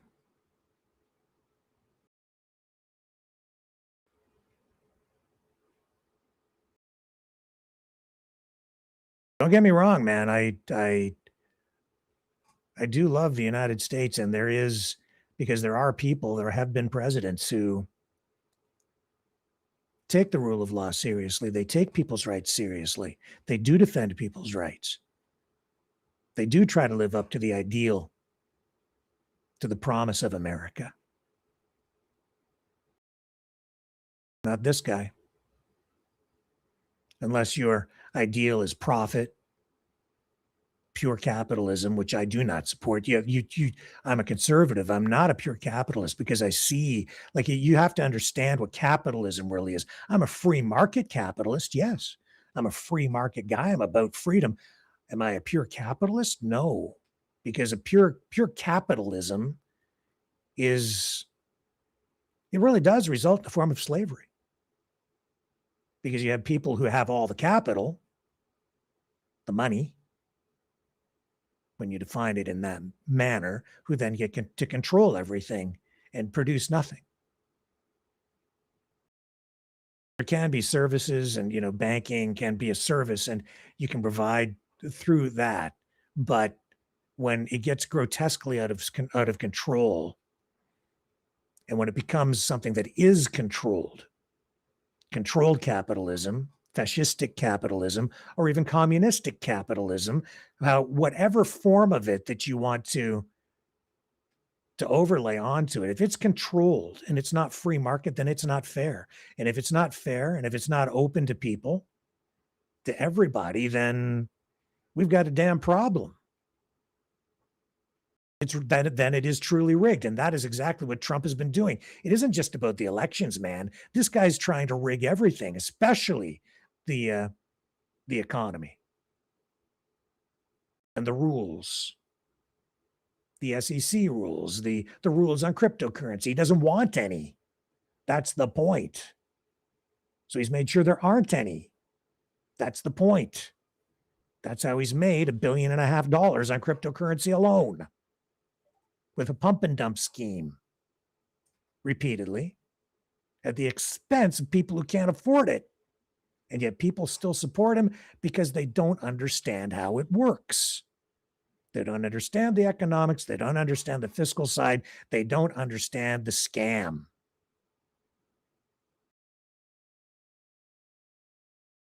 And they've compromised, I think, even Bitcoin at this point by... Am I just going off on so many different roads now, down this crossroad, down that side road, over the hill, and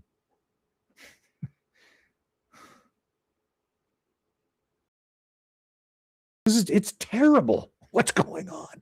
It is terrible. It's like beyond anything we've ever seen before.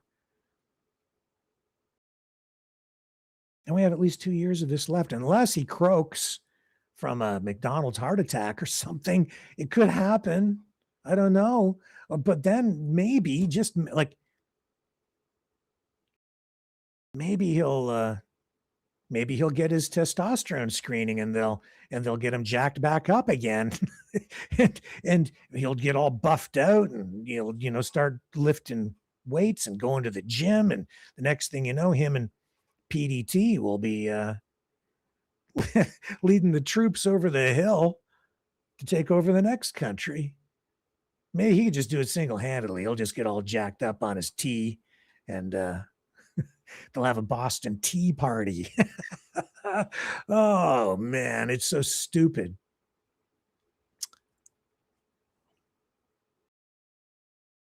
But the ladies will love him, right? Speaking of ladies, here's another clue. It's a romance. Tonight's movie, Maverick Midnight Matinee, which we're going to run here in a few minutes. I'm sorry, I've just kind of gone off on, like, I just started to talk. Tricity Lynn, who eats wieners? What I'm just, that's pro-immune, I think, asking Tricity Lynn in the chat, who eats wieners?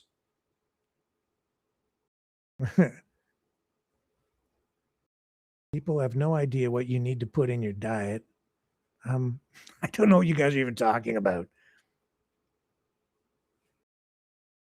In your neck of the woods, so no one is paying higher prices right now. So I don't know. I can't follow the chat. Do not, Tricity Lynn, do not drink when RW says Trump.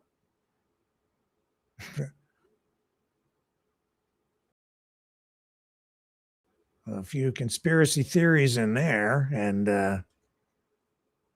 little mental health issue there. Tricity Lynn, the chemicals in the smoke aren't from Mother Nature. Step outside and take a deep breath. Yes, they are.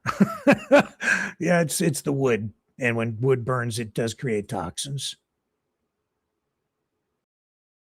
Here's something for you to consider.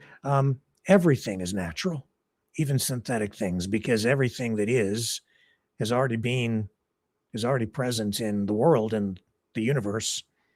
We haven't created anything. We've just combined stuff to create new creations. Just a thought.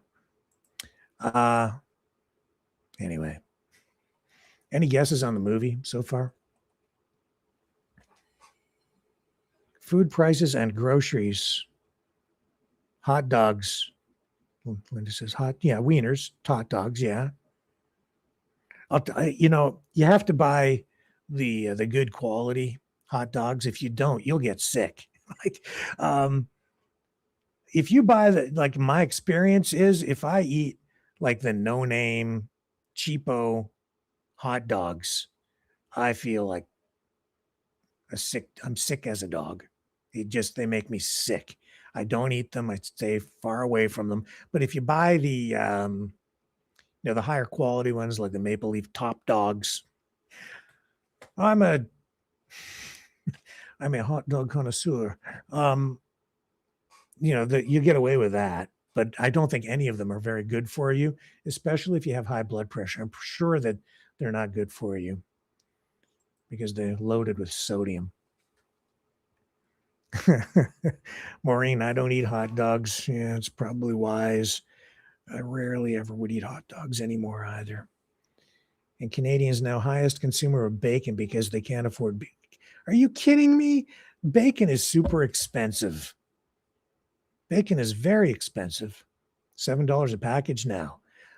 Depends on where you buy it. I see it for, it goes on sale at the Food Basics over here. Bacon, I've seen it for like $5. Yeah. I'll tell you what, let's go shopping right now. Let's go Superstore flyer. Here's the weekly flyer, the Real Canadian Superstore. Let's find out what the prices really are on the Canuckistanian side tonight.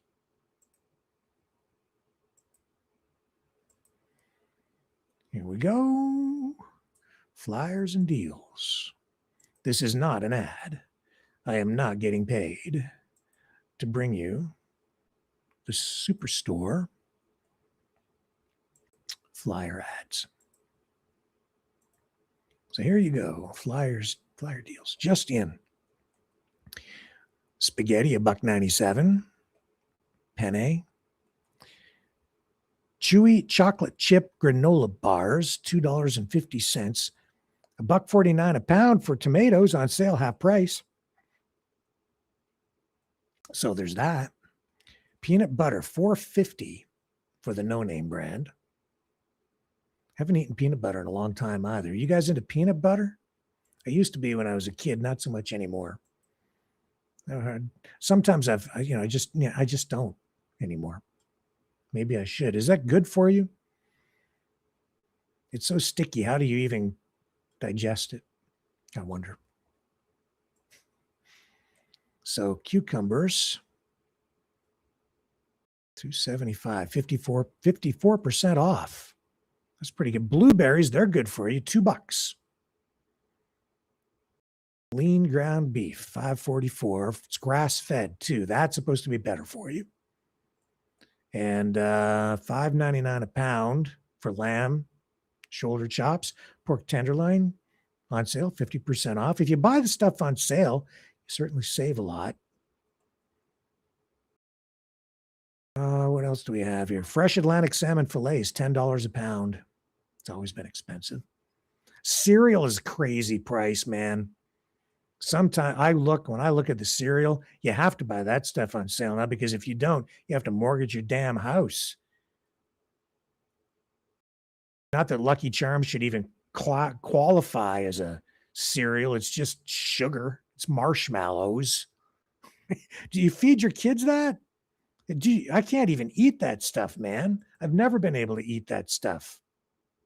That is, it's gross. I haven't had that. I tried it when I was a kid a couple of times. I'm like, no, I can't eat this. $8.99 for the Highliner Signature haddock. I like haddock fish. It's good. I find that it is, I find it's kind of a mild fish. So it's actually my favorite. I do eat a lot of fish if I can afford it, but it's becoming more expensive too. It's gone up. What the packages of the frozen haddock, I don't know what the weight is on it, but I've noticed it's gone up from about $12 to like $15.99 over the past year and a half or so. So halibut is also really good if it's cooked properly. That's really premium fish. Patio accessories. Oh, for a balanced diet, that's what you need. Reese's Hershey's. Butter cups. That's what they call them, right? I don't eat those things. That's got peanut butter covered in chocolate. Is that good for you? Is it cheaper to buy a bunch of Reese's peanut butter cups or to buy a jar of peanut butter? I suspect buy the bar of peanut butter. There's crackers, shrimp skewers. Poor little shrimp. Canned stuff full of sodium, which is really good. not for you. Chicken noodle soup, which I like, and all the no-name stuff. There's the original hot dogs. I'm warning you, don't eat the no-name babies because, yeah, I know, bad idea. Now there you're talking about the beef burgers. That's $20, and I think those things have gone up in price, especially over the last 2 years, by at least I would say $5 a box. Just in passing observation at the grocery stores and looking at these flyers from time to time, it's awful.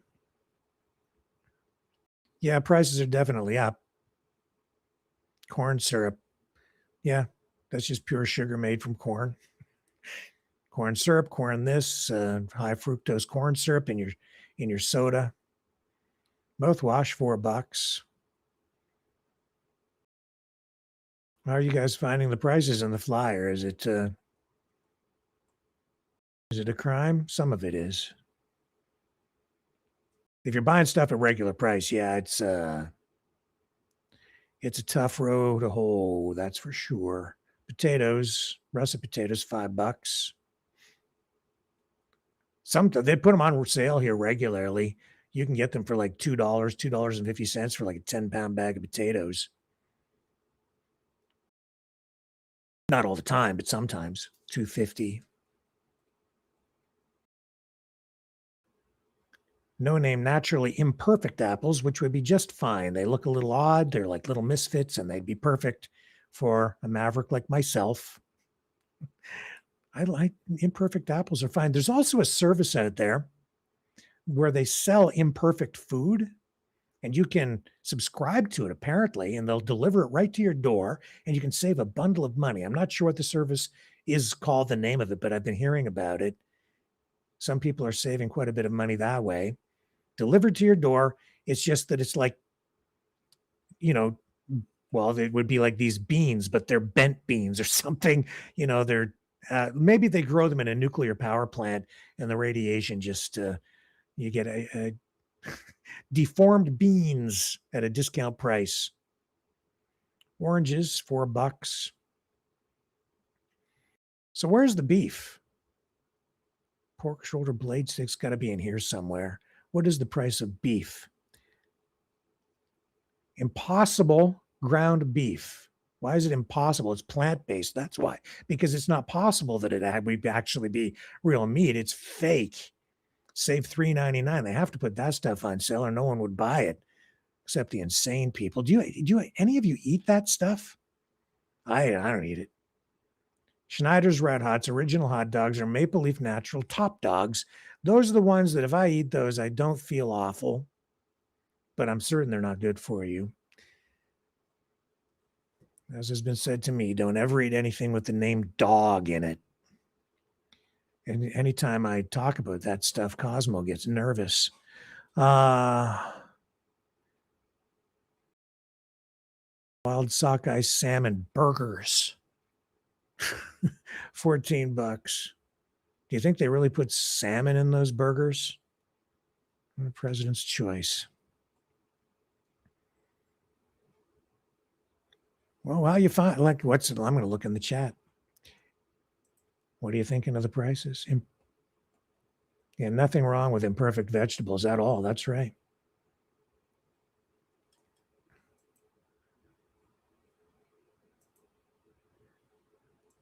Got to go back to the flyer. What else do we have going on? We're shopping. The supermarket. It's super. $8 for cookies. I don't buy them. See, sometimes my wife, she buys them because I'm pretty sure she wants the insurance money. She knows if she buys them, I will eat them. And if I eat them, I'll probably die. And then it's pay all the time.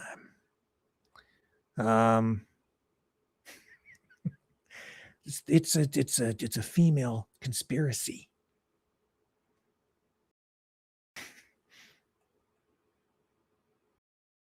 Yeah, it's probably getting tired of me by now.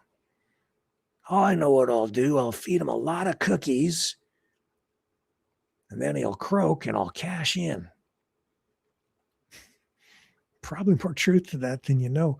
And a lot of guys, let that be a warning to all of you out there. What else we have here? Zabia halal breakfast chicken strips. That's fake bacon made with chicken. They're fooling you into thinking that, see, chicken is not poultry. It's pork. No, I'm pretty sure that my chicken is a pig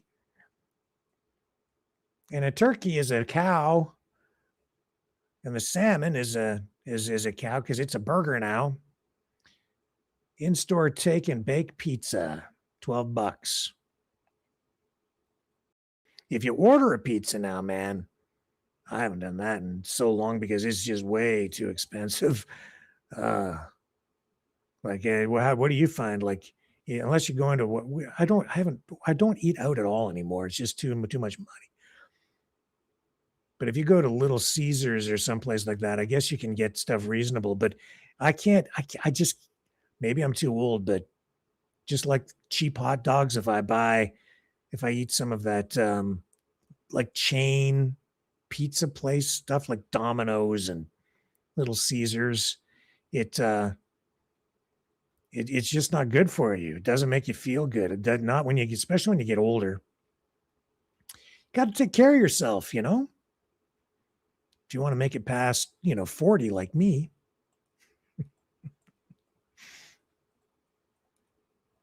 That's okay. 70 is the new 30. I'm not 70. I'm not telling you how old I am.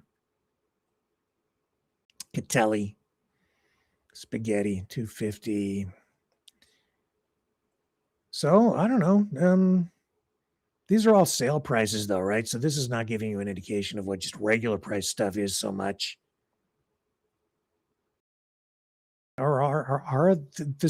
These are sale prices, right? Specials. A lot of candy and stuff. I don't eat that either. Don't eat a lot of that. Rarely ever do I ever eat any chocolate. I don't eat any chips. Maybe that's what's wrong with me. I need to start eating these chemical-laden foods to preserve myself. Too much natural food. It's probably killing me. No, you're too healthy. Oh, do these diapers come in Donnie T size? Limit of 4, $27. Well, I'm not going there. Yeah, we're into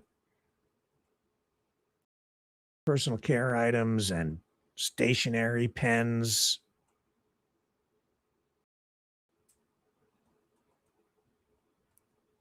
Oh, toy cars, basketball. Okay, now it's getting ridiculous. Pretty soon they'll be selling cars at the grocery store. You can do your banking here now. Man, it's not like it was when I was a kid. You went to the grocery store to get your damn groceries. Then you went to the bank to do your banking. Now you do your banking at the grocery store.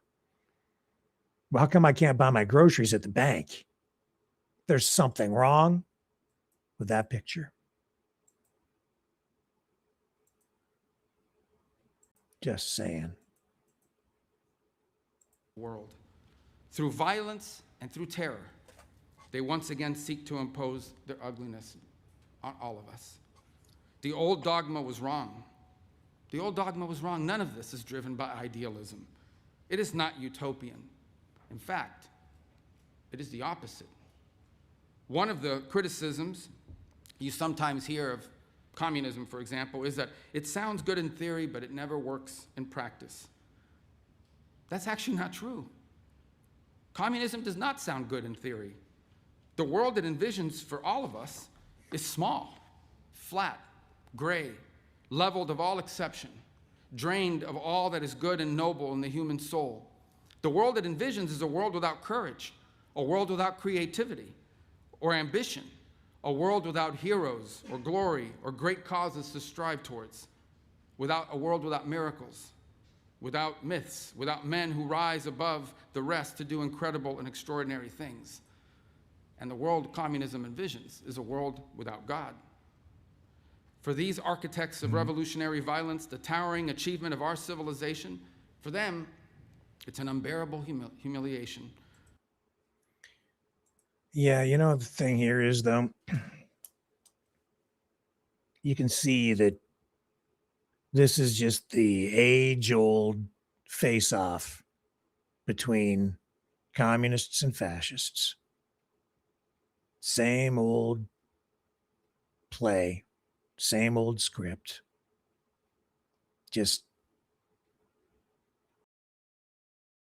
being cast with a new bunch of characters, freshened up a little bit for a modern audience.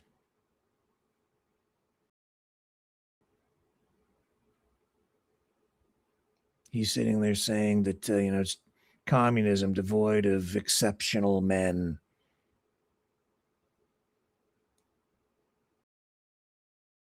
They want to control everything, blah, blah, blah, blah, blah. Well, you know, you're getting extremism on the other side too, right? Because in Trump world, in Marco Rubio world, you have guys who have so much money, they can fly around in giant space dildos. While millions starve. You can have a group of people who fly around the world, meet with other world leaders, a group of people who control the corporate purses,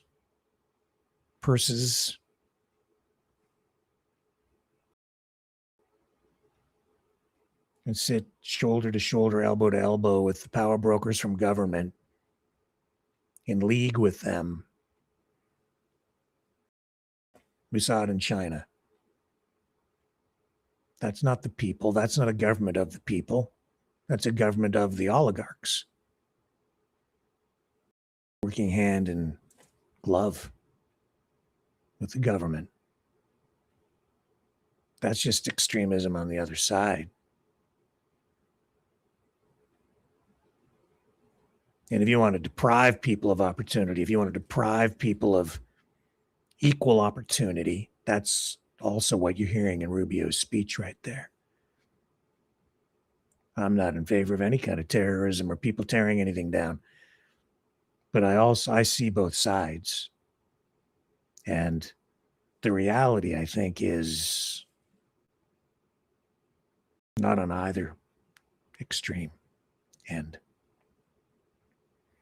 Those words that he's sharing with us there tonight, that's not the answer. Not in my view. That's not free market anything. That's not freedom. I know exactly what that is.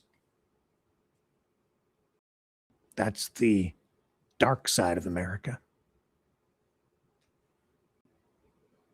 The best of America is everything in between. What he's talking about and what the other people are talking about. It's somewhere in the middle. The key is to find the sweet spot, the balance, the place where everything works the best it can for everyone.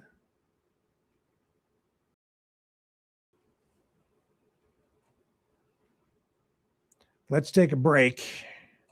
We'll end the broadcast on the news side there. Then we're going to go to our Maverick Midnight Matinee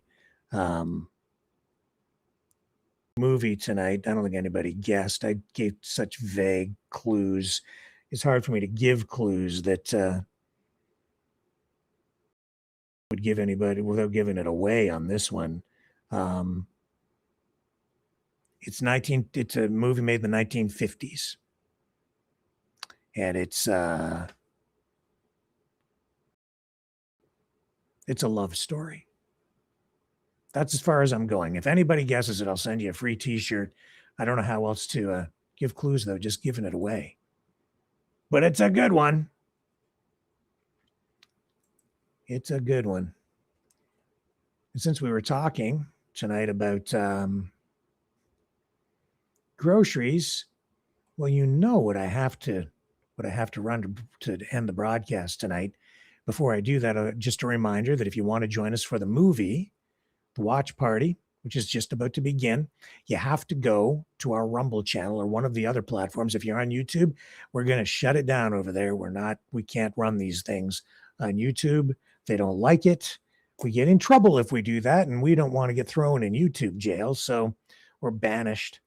So we will be signing off from YouTube. But thank you to all our YouTube Mavericks for joining us tonight on the broadcast. And with that, it's time to take a very expensive, inflationary midnight grocery run. And I'll see you guys back on the other side from Maverick Midnight Matinee. Under neon lights after 24/7. Cereal boxes stacked like they're from heaven. Cartwheels squeak while hearts untucked. Past the pickles and we're straight up struck. Midnight grocery run, feeling so divine. Bananas in the basket and we're losing track of time. Laughing through the aisles with you right by my side. This midnight grocery run's a wild ride. Frozen pizzas and a chocolate pie. Scanning items neath the starry sky. Fluorescent glow makes everything so real. In this wonderland we break the seal. Midnight grocery run, feeling so divine. Bananas in the basket and we're losing track of time. Laughing through the aisles with you right by my side. This midnight grocery run's a wild ride. Here's what they know the drill.